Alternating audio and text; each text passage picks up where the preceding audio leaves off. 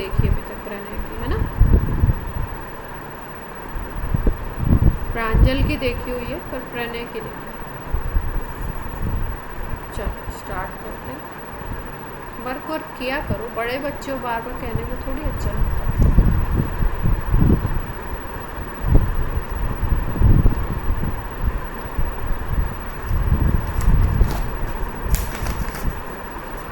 मुझे क्या थोड़ा ऑड लगता है, मेरे को ये लगता है इतने बड़े बच्चों को क्या डांटना, क्या मेरे लिए ये चीज़ बहुत ही,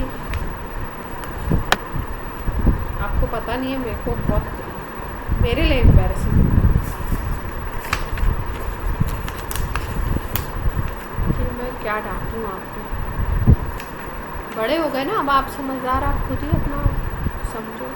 ये वाली ऑक्साइड की बात करी थी हमने, है ना, तो ऑक्साइड के नेचर्स की बात कर ली थी, कौन गैसियस फॉर्म में है, कौन लिक्विड है और किस तरीके से ये प्रेजेंट है। और फिर उसके बाद मैंने आपको बताया था N2O की बात कर रहे थे हम लोग ना, N2 की बात कर ली थी, कैसे कैसे हम लोग N2 को प्रिपेयर करेंगे, कैसे कैसे हम लोग ऑक्साइड की बात करी थी, ये सारे। इससे क्वेश्चन बहुत आता है, इम्पॉर्टेंट है, किसी भी ऑक्साइड से उठा करके कोई क्वेश्चन बना देते हैं, तो याद रखेंगे। कन्फर्मेटरी टेस्ट बता दो जल्दी से, नाइट्रेट का कल बताया था आप लोगों को, कौन बताएगा नाइट्रेट का कन्फर्मेटरी टेस्ट, जल्दी से बता दो फटाफट से। कोई बताने वाला है? नहीं है? हाँ, रिंग टेस्ट कोई बताना चाहता है?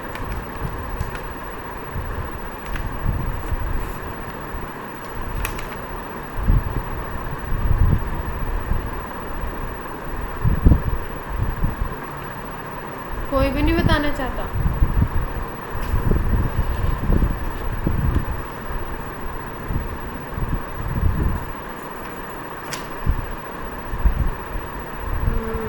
कल पढ़ाई किसी ने नहीं करी, कोई पीडीएफ नहीं पढ़ा,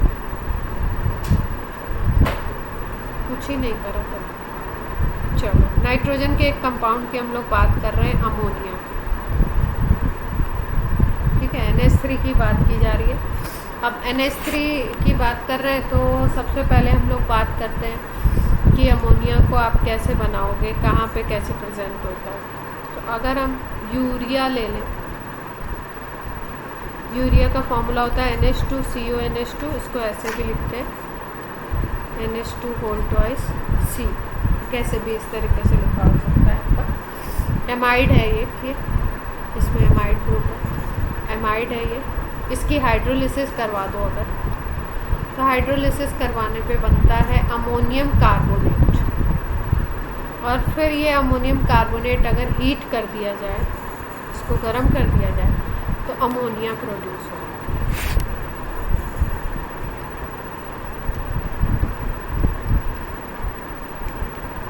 ठीक है। आपने यूरिनल्स वगैरह के पास अमोनिया की बहुत ही गंदी सी स्मेल होती है।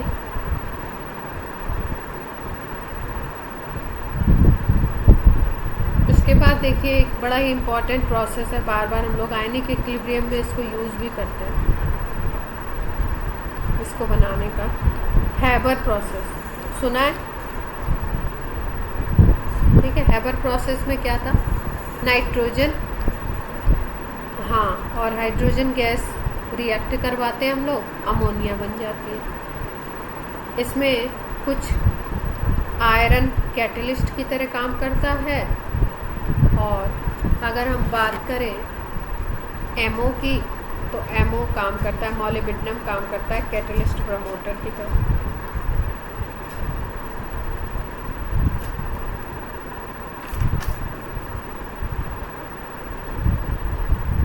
ये वाला प्रोसेस तो सबको मालूम ही होगा। इस इक्वेशन को हम आयनिक इक्विलिब्रियम में बहुत बार लिखते हैं, वैसे भी लिखते हैं, अभी कैटलिस्ट में भी लिखा था हमने, ठीक है। और मेथड, किसी का भी देखो इंडस्ट्रियल मेथड हमें पता होना चाहिए, ये जो है इंडस्ट्रियल मेथड है, मतलब लार्ज स्केल पे अगर आपको बनाना है।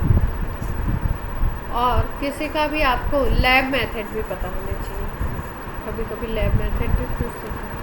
तो अगर अमोनिया का को लैब में हमें बनाना है तो अमोनिया को लैब में प्रिपेयर करने के लिए हम लोग अमोनियम क्लोराइड लेते हैं,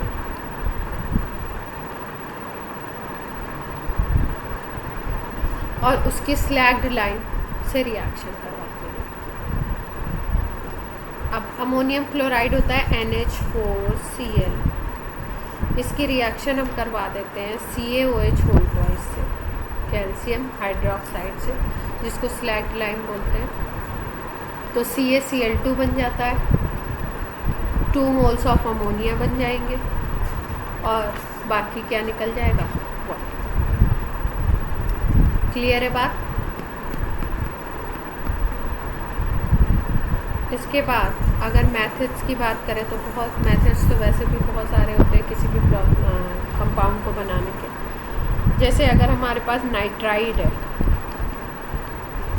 वो भी मैग्नीशियम, तो उसकी हाइड्रोलिसिस करवा दो। मैग्नीशियम का नाइट्राइड है, उसकी क्या करवा दें हम, हाइड्रोलिसिस, तो भी बना देता है वो अमोनिया। मैग्नीशियम नाइट्राइड का फॉर्मूला होता है Mg3N2, इसकी वाटर से रिएक्शन करवा दो, अमोनिया बना।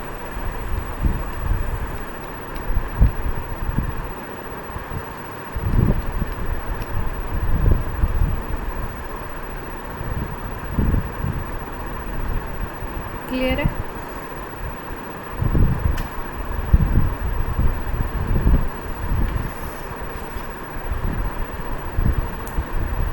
फिर उसके बाद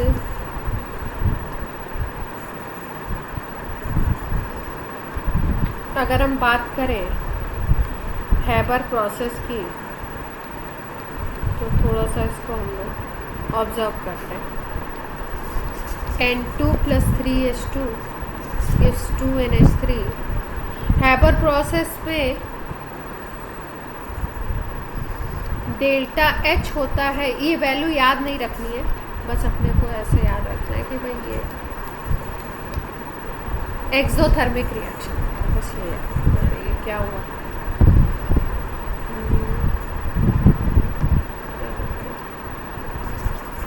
एक्सोथर्मिक रिएक्शन होता है, ठीक है।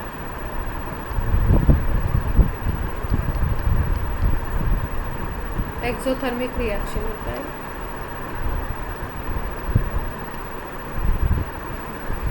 अब आपको बताना है, एक हम लोगों ने पढ़ा था इक्विलिब्रियम में ली चिटेलियर्स प्रिंसिपल, सुना है सबने, ये पढ़ा है, 11th में पढ़ा था। क्या होता है?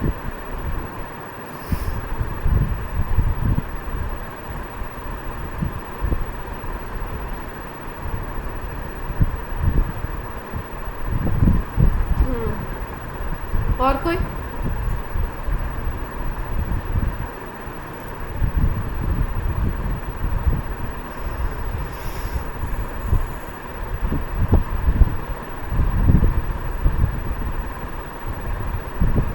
और कोई?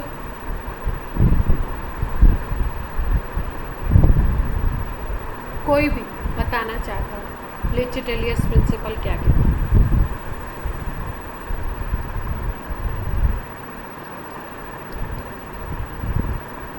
हर्षित पढ़ा है 11th में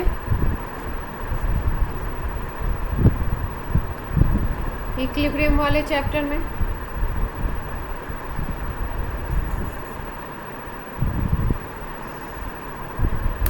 कोई बताना चाहता है फटाफट बता दो, नहीं तो मैं बताऊँ। विधि बताना चाहते हैं?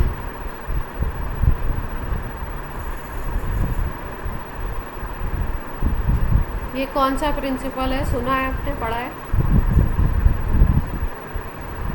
क्या होता है?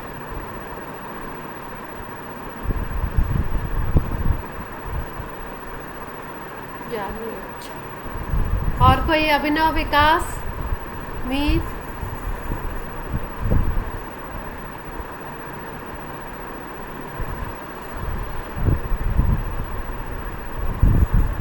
चलो मैं ही बताती हूँ, नहीं याद होगा 11th का है। देखो ली चिटेलियस प्रिंसिपल क्या कहता है, ये कहता है कि भाई अगर आप इक्विलिब्रियम है किसी रिएक्शन में, ठीक है, उस टाइम पे अगर आप कोई भी चेंज लाते हो, कोई भी आप अगर चेंज करते हो, तो इक्विलिब्रियम क्या ट्राई करता है, इक्विलिब्रियम ट्राई करता है कि उसको, उसका जो इम्पैक्ट है, जो भी आपने चेंज किया उसके इम्पैक्ट को नलीफाई कर दे, मतलब ख़त्म कर दे।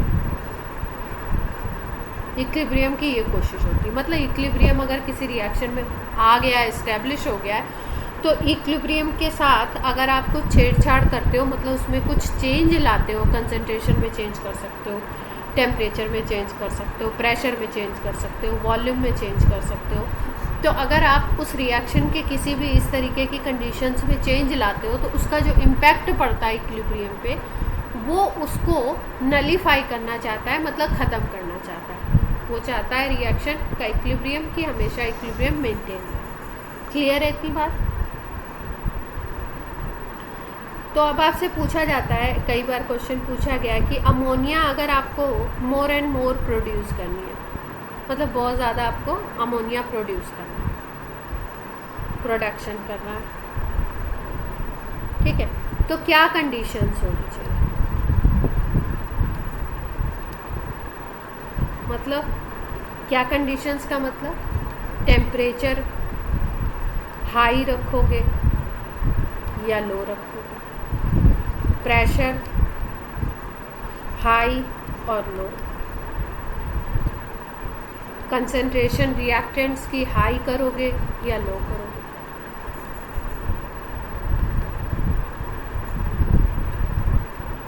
ये बताना है, ठीक है।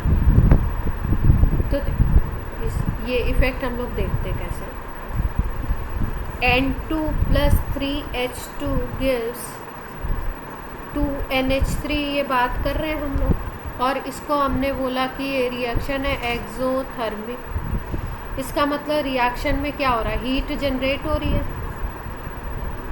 हीट इवॉल्व हो रही है। इतनी बात सबको समझ आती है, ठीक है। तो आप देखो होगा, अगर तुम टेम्परेचर बढ़ाओगे, टेम्परेचर इंक्रीज करोगे, ठीक है, तो ऑलरेडी आपको पता है कि अगर टेम्परेचर इंक्रीज कर, अगर आपको पता है कि रिएक्शन में हीट यहाँ पे जनरेट हो रही है,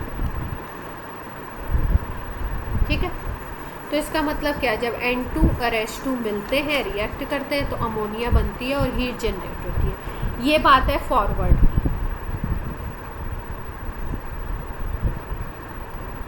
अगर आप इसको बैकवर्ड फॉर्म में समझो, बैकवर्ड फॉर्म में अगर आप समझोगे, तो बैकवर्ड में क्या होगा, इस रिएक्शन को बैकवर्ड लिखने का क्या मतलब है, देखो ऐसे लिख सकते हो क्या। अब अगर आपको यहाँ पे हीट लिखनी है, तो पहले यहाँ पे हीट थी x किलो कैलोरी, अब अगर इस हीट को इस साइड लिखना है, तो आप क्या लिख सकते हो, -x किलो कैलोरी लिख सकते हो।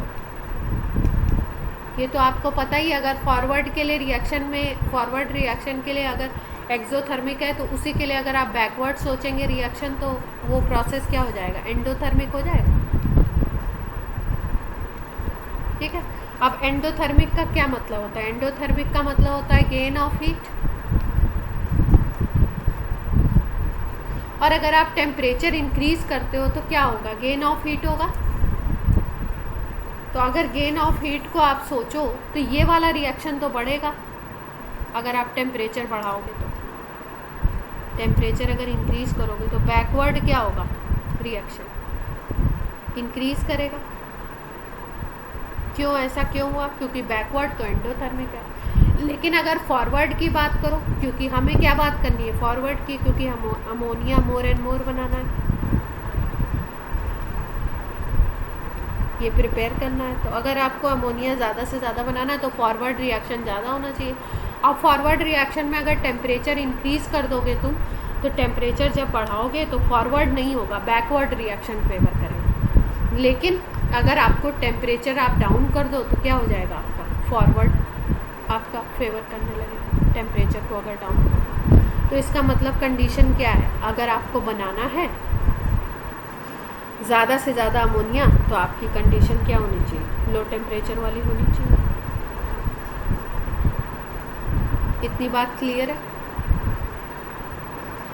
अब प्रेशर की बात करते हैं। प्रेशर में क्या कंडीशन लगती है? प्रेशर में हम लोग देखते हैं कि प्रेशर इंक्रीज जब हम भी करते हैं किसी भी सिस्टम का, अगर आप प्रेशर इंक्रीज करोगे तो रिएक्शन उस तरफ मूव करेगा जिस तरफ आपका वॉल्यूम कम होता है। तो अगर हम इस रिएक्शन को देखें अपने हैबर प्रोसेस में, तो हैबर प्रोसेस में आपका अगर हम देखते हैं तो वॉल्यूम किस तरफ कम हो रहा है, देखो।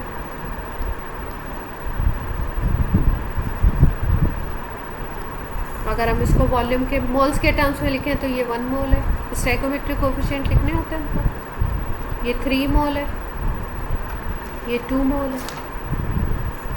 अगर वॉल्यूम के टर्म्स में इसको लिखो तो इसको 1 वॉल्यूम लिख दो, इसको 3 वॉल्यूम लिख दो। गैलिसॉक लॉ से हम लोग लिखते हैं ना, इसको 2 वॉल्यूम लिख दो। तो यहाँ पे अगर रिएक्टेंट का वॉल्यूम देखो तो क्या है, 1 + 4 वॉल्यूम, और प्रोडक्ट का वॉल्यूम क्या हो गया, 2 वॉल्यूम। ml के टर्म्स में लिखो तो अगर ये 4 ml है तो ये क्या हो जाएगा, 2 ml हो जाएगा। तो अगर हम देखें तो फॉरवर्ड में क्या हो रहा है, फॉरवर्ड रिएक्शन की तरफ अगर मूव करो आप तो 4 to 2 हो रहा है, मतलब डिक्रीज हो रहा है वॉल्यूम। और मैंने आपको बताया कि प्रेशर अगर आप बढ़ाते हो तो जिस तरफ वॉल्यूम डिक्रीज करेगा उस तरफ रिएक्शन जाएगा। तो इसका मतलब फॉरवर्ड में मूव करेगा अगर आप प्रेशर इंक्रीज करोगे, और फॉरवर्ड मूव करेगा आपका रिएक्शन। और आपको यही चाहिए, आपकी रिक्वायर्ड कंडीशन भी यही है, आपको अमोनिया ज़्यादा बनाना है। इसका मतलब अगर अमोनिया ज़्यादा बनाना है तो आपको क्या करना चाहिए, टेम्परेचर लो, प्रेशर क्या करना चाहिए, हाई करना चाहिए। क्लियर है इतनी बात? कंसंट्रेशन का सीधा सीधा चलता है।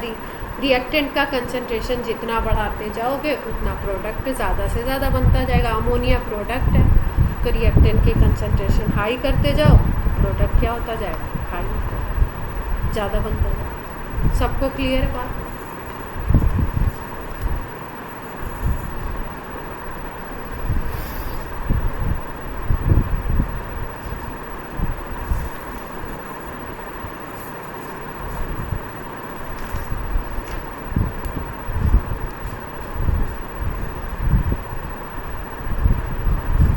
अमोनिया का स्ट्रक्चर कैसा होता है?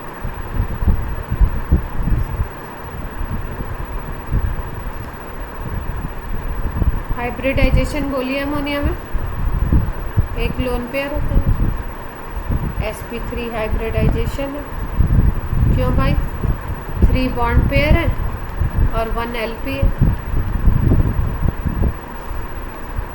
आपका स्टीयरिक नंबर क्या हो गया, 4 हो गया, और स्टीयरिक नंबर 4 के लिए हाइब्रिडाइजेशन अपना क्या होता है, sp3। शेप इसका क्या हो जाएगा, शेप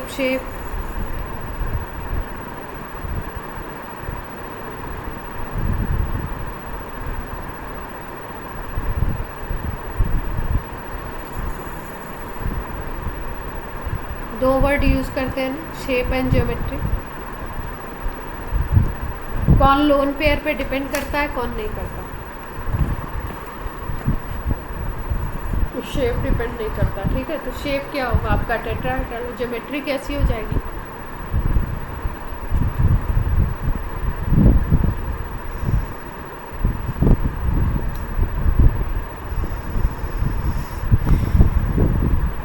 देखो ज्योमेट्री अगर हम बात करें तो हम बोलेंगे टेट्राहेड्रल।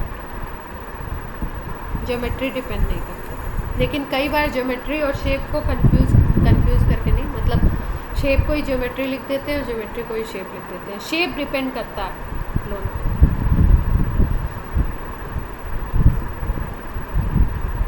तो अगर लोन पेयर पे डिपेंड कर रहा है तो उसके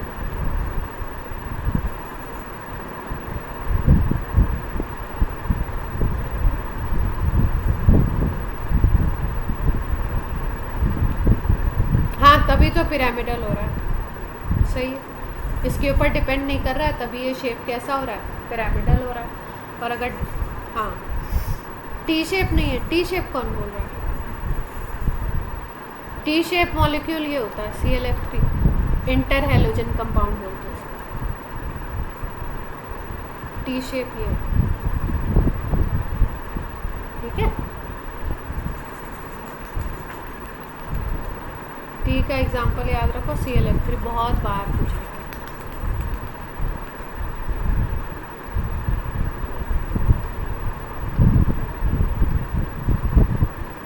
अच्छा, बॉन्ड एंगल कितना होता है अमोनिया में?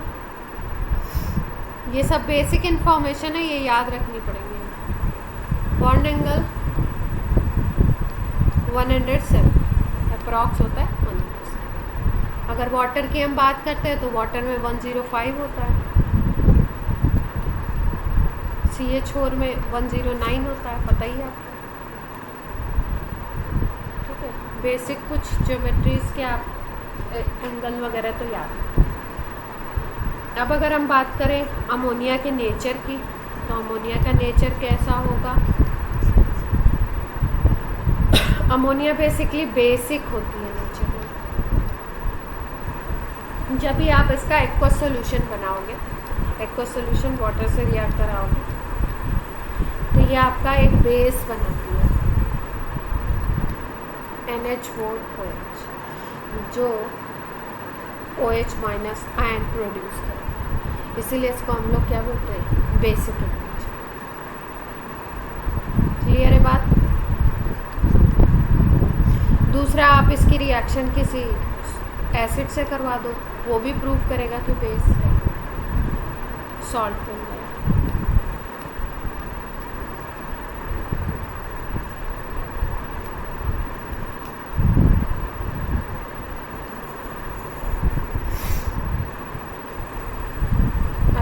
तीन रिएक्शन हम लोग याद रखते हैं, iron chloride FeCl3, chromium chloride CrCl3, AlCl3। इन तीनों से अगर हम अमोनिया के एक्वस सॉल्यूशन की रिएक्शन कराते हैं,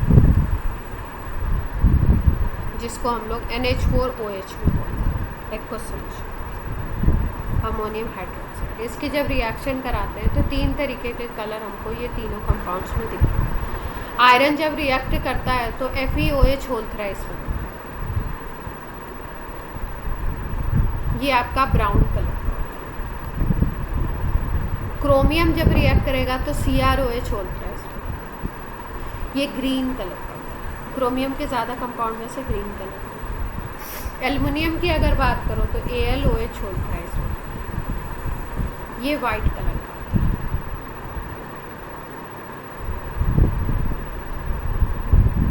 जिलेटिन जैसा वाइट पीपी, ठीक है। बाकी तीनों रिएक्शन में NH4Cl। क्लियर है बात? तीनों के कलर्स याद रखेंगे।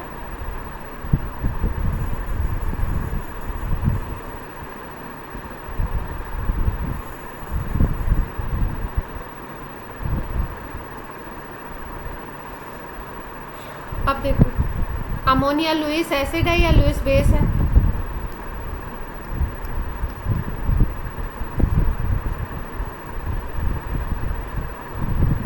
क्यों?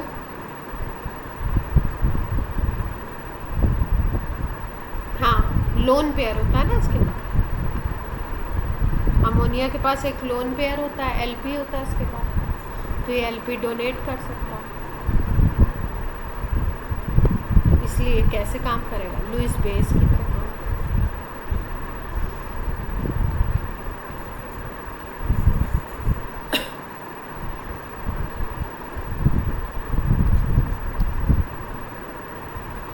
एक रिएक्शन है जिसको हम लोग लैब में भी खूब करते हैं। जैसे मान लो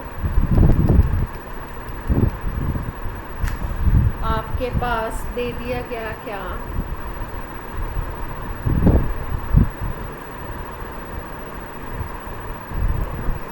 AgCl दे दिया गया आपको, सिल्वर क्लोराइड, ठीक है। अब इसकी रिएक्शन करवा रहे हैं हम लोग एक्वस अमोनिया से, मतलब ऐसे लिखा हो या ऐसे लिखा हो बात। एक्वस अमोनिया से जब हम इसकी रिएक्शन करवाते हैं NH4OH से, तो ये क्या करता है, AgCl जो होता है ये वाइट कलर का होता है,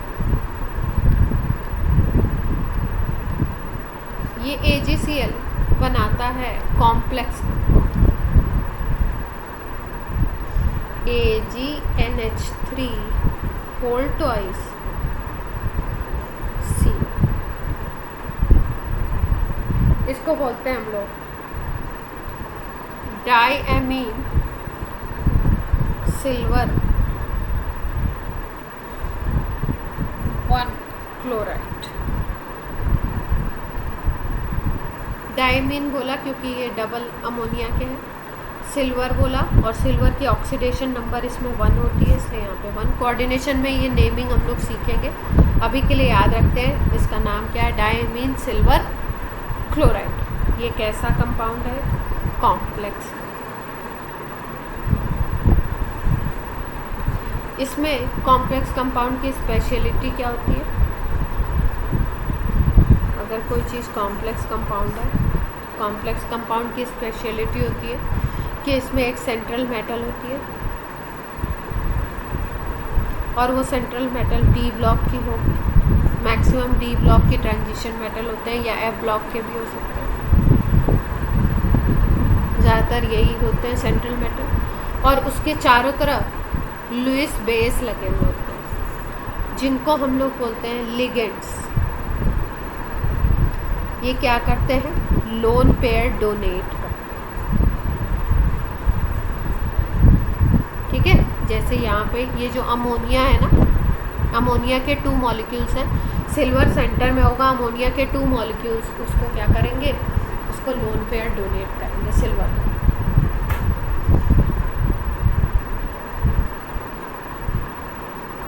इसी तरीके से अगर हम कॉपर सल्फेट की बात करें, इसकी रिएक्शन करा दो आप अमोनियम हाइड्रोक्साइड, तो ये भी एक कॉम्प्लेक्स बना लेता है।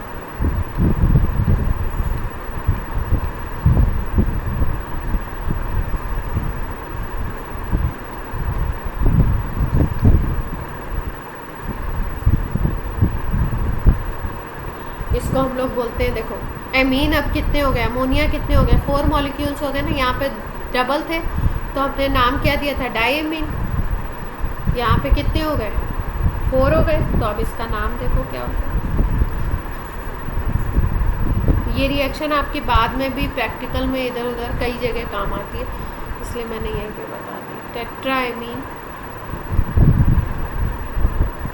कॉपर, यहाँ पे कॉपर का ऑक्सीडेशन नंबर क्या होना चाहिए, थोड़ा सा सोचो, अगर आता है तो बताओ। ये है कंपाउंड,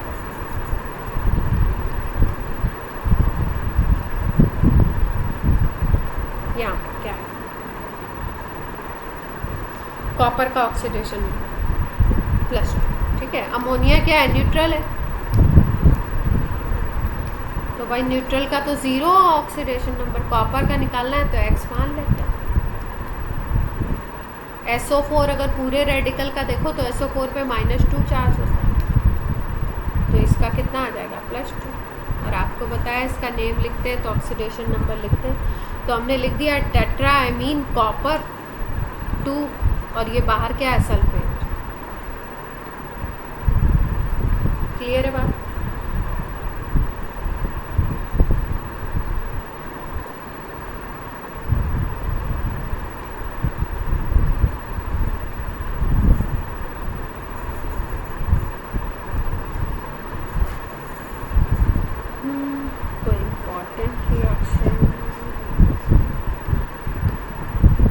अमोनिया का देखो एक और इम्पॉर्टेंट रिएक्शन है, HNO3 जब हम लोग बनाते हैं तब भी यूज़ करते हैं इसको, 4NH3 + 5O2, और इस रिएक्शन को प्लैटिनम या रुथेनियम RH, इसका गेज यूज़ करते हैं हम लोग।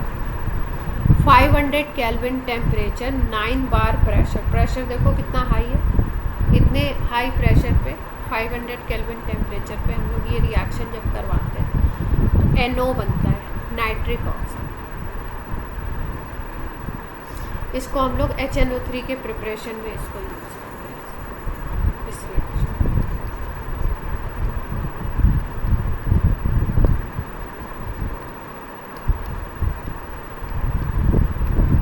इनऑर्गेनिक में, ऑर्गेनिक में जो एक रिएक्शन होता है ना, वो कई कई सारे चैप्टर्स में आता है, कई कई टॉपिक्स में आता है। जैसे अभी हम लोग HNO3 बनाएंगे तो भी इस रिएक्शन को यूज़ करने वाले हैं।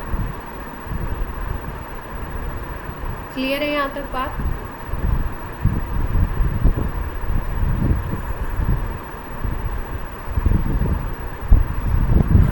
देखो, NH3 की अगर हम रिएक्शन करवा दें क्लोरीन से तो दो तरीके की रिएक्शन होती है NH3 की क्लोरीन से। अगर इसमें अमोनिया को आप ज़्यादा अमाउंट पे रखो, कल ही ये रिएक्शन आपको बताया था, तो यहाँ पे बनता है NH4Cl और नाइट्रोजन प्रोड्यूस होता है। ठीक है, तो ये इसका कंसंट्रेशन हाई है क्लोरीन के कंपैरिजन। लेकिन अगर हम लोग अमोनिया का कंसंट्रेशन लो कर दें, क्लोरीन का हाई कर दें, तो क्या बना था? अगर हम क्लोरीन का हाई कर दें और अमोनिया का कम कर दें तो एक्सप्लोसिव बन गया था NCl3। हाँ हाँ, वो आयुष जाओ बेटा, एग्जाम। तो अमोनिया के कितने तरीके से रिएक्शन हुई क्लोरीन के साथ? जब अमोनिया हाई कंसंट्रेशन में तब नाइट्रोजन गैस प्रोड्यूस होगा, और अगर अमोनिया लो कंसंट्रेशन में क्लोरीन की कंसंट्रेशन इंक्रीज कर दो तो NCl3 एक्सप्लोसिव प्रोड्यूस होगा। क्लियर है बात?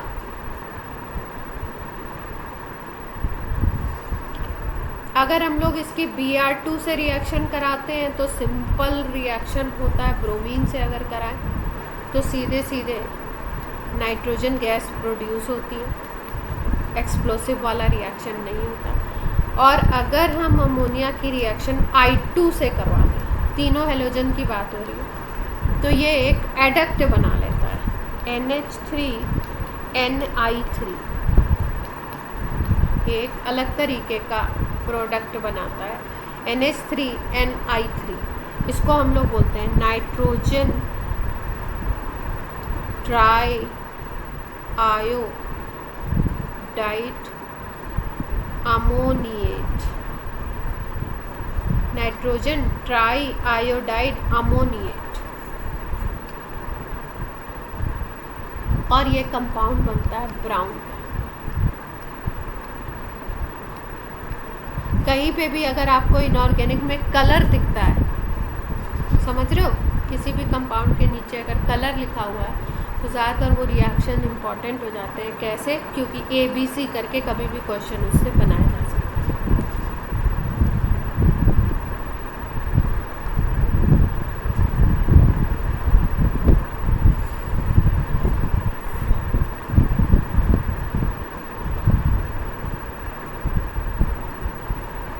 और ये जो NH4NI3 है अपना कंपाउंड,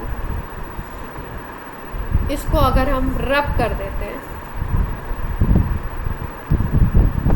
तो ये क्या करता है? एक्सप्लोड करता है।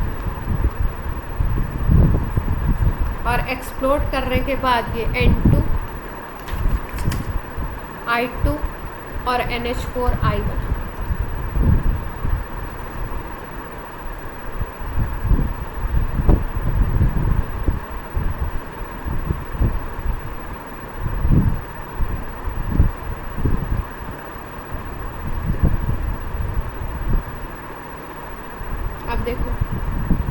एक रिएक्शन हम लोगों ने अमोनिया के शुरू में इनिशियली पढ़ा था, क्या पढ़ा था? ये वाला यूरिया वाला पढ़ा था ना। यूरिया से अमोनिया कैसे बनेगा? क्या किया था हमने? यूरिया को की हाइड्रोलिसिस करवा दी, अमोनियम कार्बोनेट बन गया। अमोनियम कार्बोनेट को हीटअप कर दिया तो हमारे पास क्या बन गया? अमोनिया बन गया। ये जो प्रोसेस है इसमें हमने यूरिया से बनाया अमोनिया। अब हम लोग फिर से अमोनिया से क्या बनाएंगे? यूरिया बनाएंगे। तो अगर अमोनिया को देखो तो NH3 है और यूरिया को देखो तो यहाँ पे CO आ गया। तो आपको इससे थोड़ा सा आइडिया ये लगना चाहिए कि कहीं से अगर हम CO2 से रिएक्शन करवाएं अमोनिया का, इस तरीके का कुछ, तो हम यूरिया बना सकते। अब क्या है, हमको क्या करना है, ammonia to urea banana.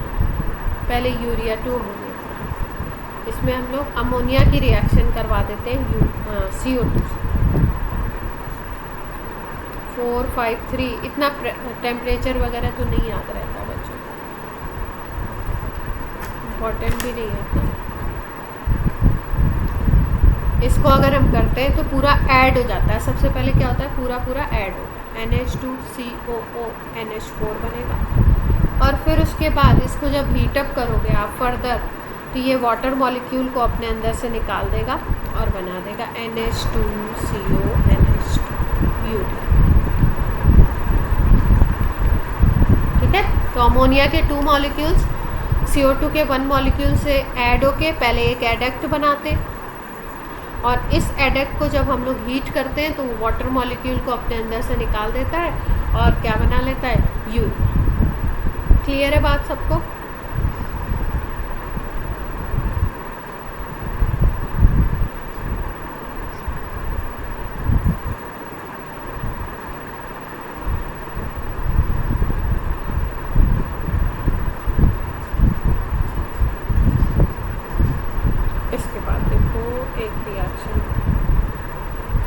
Nessler's reagent होता है।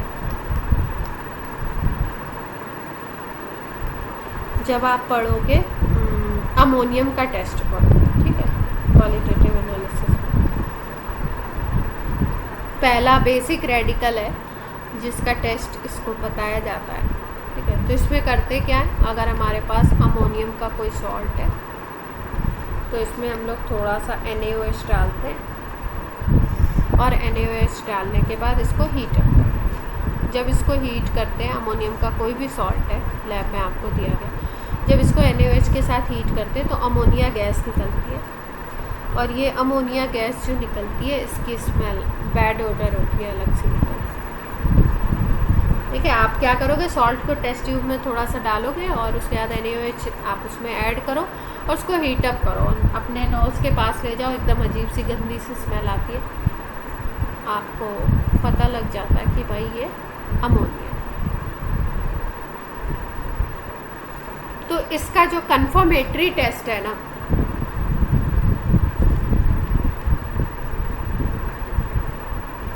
वो करते हैं हम लोग नेस्लर्स रिएजेंट से।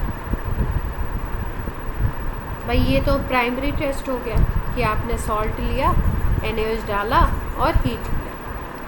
फिर कंफर्मेटरी के लिए हम एक रिएजेंट यूज़ करते हैं जिसको बोलते हैं नेस्लर्स रिएजेंट। इसका कंपोजिशन कुछ इस तरीके K2HgI4, याद रखेंगे K2HgI4। इससे रिएक्शन होती है अमोनिया की। तो अमोनिया से जब रिएक्ट करता है ये,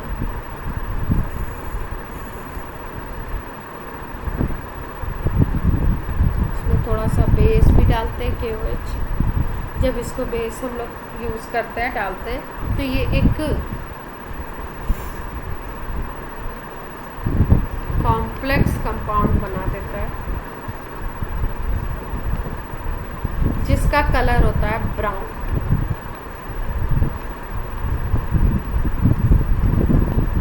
ठीक है, मतलब क्या हुआ, देखो सॉल्ट लिया हमने टेस्ट ट्यूब में, इसमें NaOH डाला, ये कौन सा सॉल्ट है, हमें ऐसा लग रहा है इसमें अमोनियम है, इसमें NaOH डाला, इसको हीट किया। हीट करने के बाद आप जो भी है यहाँ पे नोज़ बना देते हैं। आपके नोज़ ने किसको स्मेल किया, अमोनिया को स्मेल किया, अमोनिया गैस निकल रही है। अब इसमें हम क्या कर दें, इस टेस्ट ट्यूब में ऐड कर देते हैं हम लोग नेस्लर्स रिएजेंट। जैसे नेस्लर्स रिएजेंट ऐड करोगे ये कलर आपका ब्राउन हो जाएगा।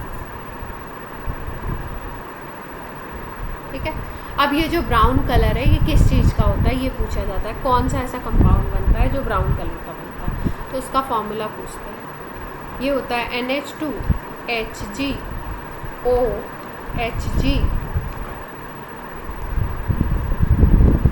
भाई मेन अपना क्या था, K2HgI4 था। K2HgI4 में आपका क्या हो गया, Hg के डबल मॉलिक्यूल एटम्स अटैच हो गए, I है, O है और NH2, ये कंपाउंड बनता है। ये होता है अपना ब्राउन। इसका एक स्पेशल नेम है आयोडाइड ऑफ मिलन स्पेस। देख रहे हो, अलग तरीके का, स्पेशल तरीके का नेम है। तो कुछ भी आपको ऐसा अलग सा दिखता है तो उसको आयोडाइड ऑफ मिलन स्पेस बनता है, ब्राउन कलर का होता है। किसके कन्फर्मेटरी टेस्ट में बनता है, अमोनियम के कन्फर्मेटरी टेस्ट में। रिएक्शन बेसिकली क्या होता है, सॉल्ट NaOH या सॉल्ट KOH प्लस हीट किया आपने और उसके बाद आपने उसमें नेस्लर्स रिएजेंट डाल दिया, ब्राउन कलर का PPT बनेगा, आयोडाइड ऑफ मिलन स्पेस। और अगर आप ये करने पे आपको नहीं मिलता है तो इसका मतलब अमोनियम नहीं है, वो आप जो स्मेल कर रहे हो वो हो सकता है कोई और गैस हो, तो आप कंफ्यूज हो। क्लियर?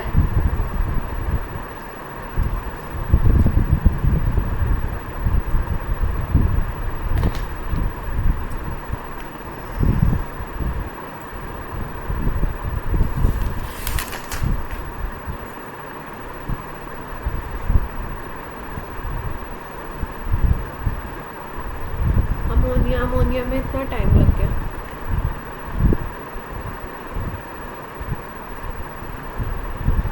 क्या इम्पोर्टेंट है, अच्छा सा कुछ बताया जाए।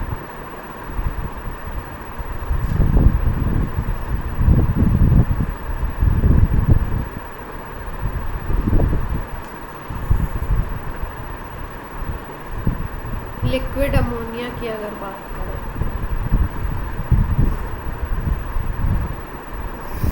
तो लिक्विड अमोनिया में सेल्फ आयनाइजेशन प्रोसेस भी होता है।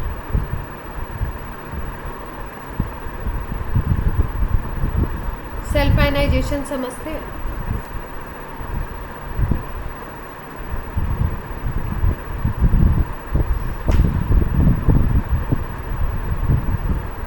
जैसे अगर हम वाटर मॉलिक्यूल की तो वाटर के अगर 2 मॉलिक्यूल्स ले लो और इसमें हमें सेल्फ आयनाइजेशन का रिएक्शन बताना है।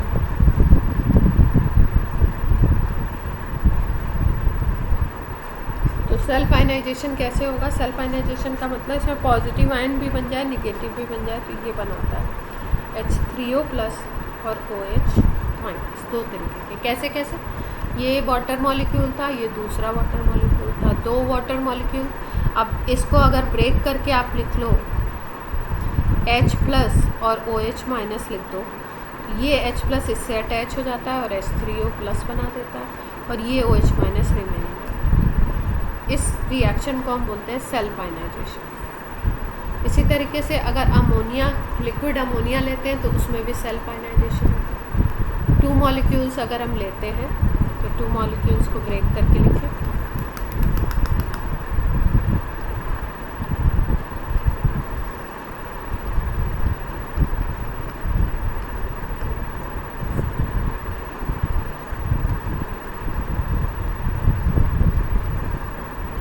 अब ये जो NH3 है, इससे एक H प्लस इसके पास अगर चला जाए तो ये NH4 प्लस बन जाएगा और इससे एक H कम हो गया तो ये NH2 माइनस बन जाएगा। ये क्लियर है सब? ऐसी रिएक्शंस में हमेशा क्या लगाते हैं, रिवर्सिबल, ये एक दूसरे में इंटरचेंज भी होता है। तो ये क्या रिएक्शन है, सेल्फ आयनाइजेशन। क्लियर होगी बात सबको?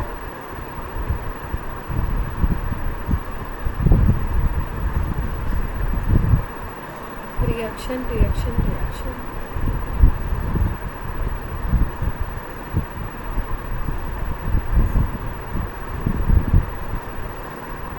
घर के लिए कुछ काम दे दिया जाए तुमको। होमवर्क एक तो कल वाला ही आपका है ना, PDF भेजना है आपको, और भी कुछ काम दे दो।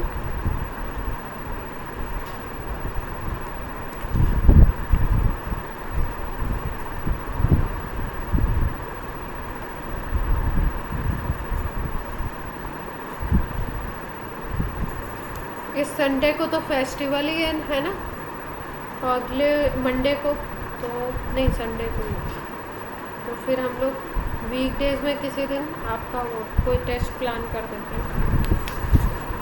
टेस्ट देना चाहते हो ना?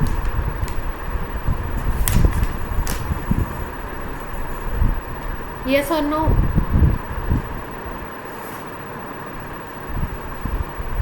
बाकी तो कोई बोल नहीं रहे हैं, क्या बात है? टेस्ट देने की मर्जी नहीं है आप लोग की?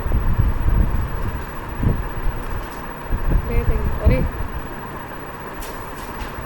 सब ऐसे बोल रहे हैं जैसे क्या बात है, मैम ज़बरदस्ती टेस्ट दिलवा रही। अभी 1 वीक का तो आपको गैप मिल गया ना। ले, नाइट्रिक एसिड पढ़ने से पहले हम लोग नाइट्रोजन के एसिड्स के बारे में थोड़ा सा कुछ फॉर्मूला। ये तो नाइट्रिक एसिड है HNO3। नाइट्रस एसिड का फॉर्मूला जानते हैं आप?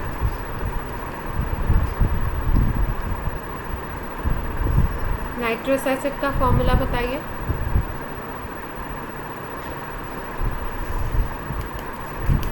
HNO2। हाँ, अगर हम बोले हाइपोनाइट्रस एसिड तो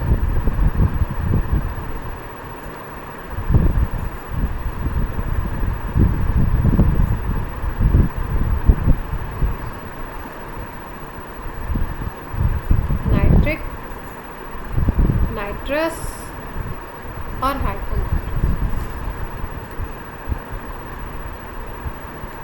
एसिड। नाइट्रिक का पता ही है HNO, नाइट्रस बोलते हैं HNO2, और हाइपोनाइट्रस अगर हम बोले तो ये होता है H2N2O। H2N2O2 इसको बोलते हैं हाइपोनाइट्रस एसिड। क्लियर है बात?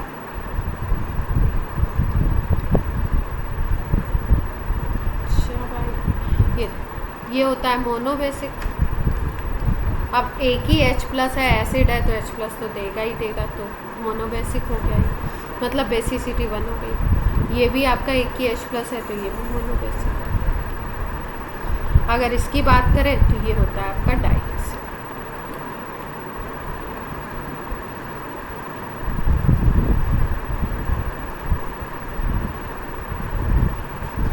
प्रिपरेशन पढ़ लेते हैं, फिर उसके बाद आपकी क्लास। आज नाइट्रिक एसिड का प्रिपरेशन बहुत इम्पॉर्टेंट, बार बार पूछा जाता है। पोस्ट-वॉल इम्पॉर्टेंट है। रिएक्शंस बीच में से उठा के पूछ लेते हैं, कभी कभी केवल नेम पूछ लेते हैं, जैसे मैचिंग वाले जो क्वेश्चंस आते हैं उसमें प्रोसेस दे दिया, प्रोसेसेस के नेम दे दिए, और आपको मैच कराना होगा अलग अलग सब्सटेंसेस के। तो अगर हम बात करें ओस्टवाल्ड प्रोसेस के, तो ओस्टवाल्ड प्रोसेस में सबसे पहले तो प्रोसीजर क्या क्या है, कैसे कैसे बनाना है हमको। ओस्टवाल्ड प्रोसेस इंडस्ट्रियल प्रोसेस है पहली बात, मतलब आपको क्या है, लार्ज स्केल में मिलेगा, ज़्यादा अमाउंट में बनाना है इंडस्ट्री में, तो आप ये वाला प्रोसेस यूज़ करोगे। दूसरा आपका इसमें कुछ स्टेप्स होते हैं जिनके थ्रू हम लोग काम करते हैं। अमोनिया से बनाते हैं नाइट्रिक ऑक्साइड, नाइट्रिक ऑक्साइड से हम लोग बनाते हैं नाइट्रोजन डाइऑक्साइड, और नाइट्रोजन डाइऑक्साइड से फिर हम लोग जाके बनाते हैं HNO3। कितने प्रोसेस, कितने स्टेप्स हो गए? फर्स्ट स्टेप में आप कन्वर्ट करोगे अमोनिया को NO में, सेकेंड स्टेप में आप NO से NO2 बनाओगे, और थर्ड स्टेप में फिर NO2 से आप क्या करोगे, HNO3। 3 स्टेप प्रोसेस है।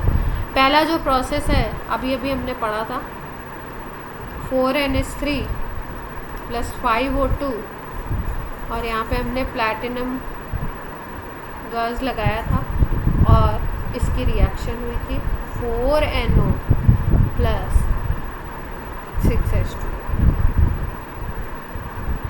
ठीक है, तो इससे क्या बन गया, इसको क्या बोलते हैं, नाइट्रिक ऑक्साइड बोलते हैं। पहला प्रोसेस ये। सेकेंड में क्या करना है आपको, NO से NO2 बनाना है। तो NO से NO2 कैसे बनेगा, ऑक्सीडेशन कर दो। NO से NO2 बनाना है तो ऑक्सीडेशन कर देते हैं। चलो ऑक्सीडेशन कर दिया, 2NO2 बन गया। अब NO2 की रिएक्शन, फिर HNO3 बनाना है, तो अब करते हैं हाइड्रोलिसिस, वाटर से रिएक्शन करवा दो। NO2 वाटर से रिएक्ट करता है और बनता है HNO3। क्लियर है बात?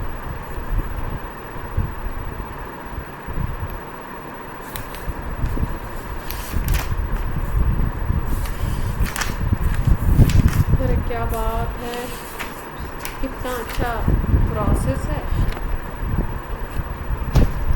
डायग्राम है,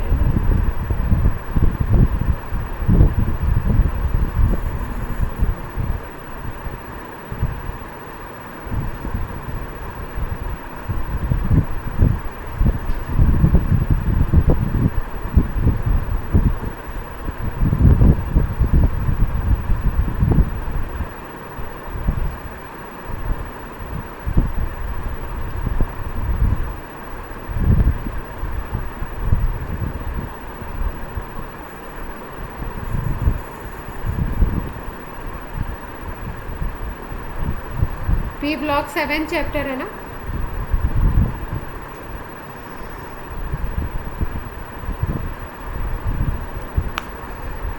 देखते हैं, इसका डायग्राम है तो दिखा देते हैं आपको।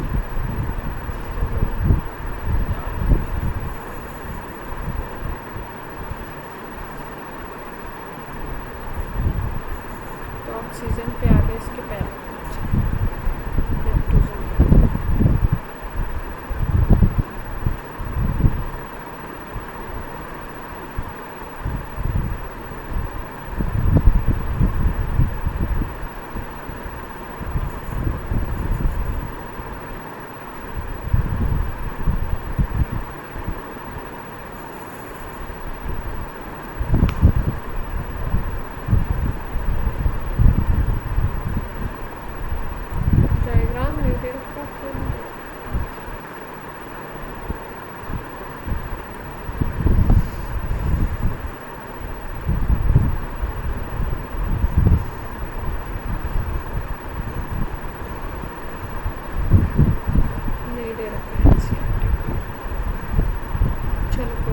डायग्राम से मैं प्रोसेस को एक्सप्लेन। देखो NCERT में कुछ भी आपका नहीं छूटना है, कोई भी एक भी लाइन। NCERT को ज़रा चेक करते हैं।